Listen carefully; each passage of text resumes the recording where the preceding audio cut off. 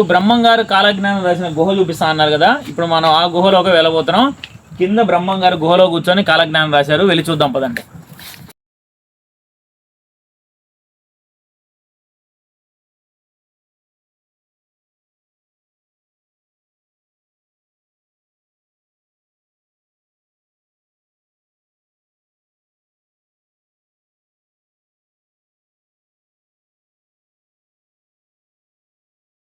వచ్చేసాం. స్వామివారు కాలజ్ఞానం రాసిన స్థలం ఇక్కడే. స్వామివారు కాలజ్ఞానం రాసింది అక్కడే లోపల.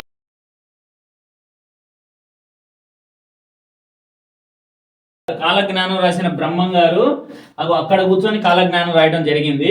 చూశారు కదా బ్రహ్మం గారిని అక్కడ ఎలా కూర్చోబెట్టారో. సో ఇంత లోపల ఈ గుహలో కూర్చొని బ్రహ్మం గారు కాలజ్ఞానం రాయడం అయితే జరిగింది.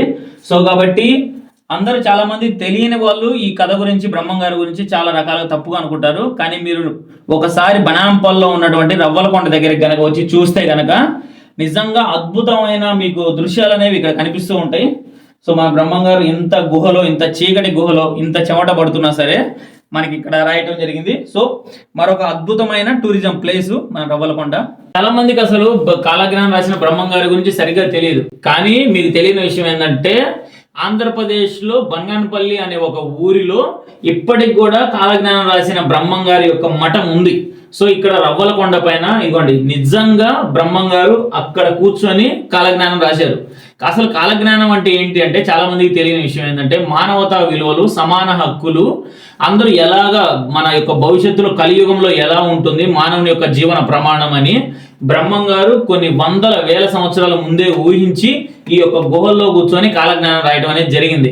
సో ఇప్పుడు ప్రతిదీ కూడా ఈ కలియుగంలో మన యొక్క బ్రహ్మం గారు చెప్పినట్టే జరుగుతుంది. ప్రతిదీ కూడా ఒక్కటి కూడా పొల్లు పోకుండా జరుగుతుంది. సో కాబట్టి మీరు ఏ ఊరి వాళ్ళైనా, ఎక్కడ వాళ్ళైనా, ఏ ప్రాంతం వాళ్ళైనా సరే ఒకసారి బనాంపల్లో ఉన్నటువంటి రవ్వలకొండకి వచ్చి ఇక్కడ ఈ టూరిజం ప్లేస్ ని కనుక మీరు చూసారంటే ఎంతో అద్భుతమైన దృశ్యాలు మీకు ఇక్కడ కనిపిస్తూ ఉంటాయి. ఆ కాలజ్ఞానం రాసిన బ్రహ్మం గారి యొక్క ఆశీస్సులు కూడా మీకు లభిస్తాయి. కాబట్టి మరొక అద్భుతమైన కట్టడం మన యొక్క రవ్వలకొండ బనాంపల్లో ఉన్నటువంటి కాలజ్ఞానం రాసిన బ్రహ్మం గారి యొక్క రవ్వలకొండ గుహ.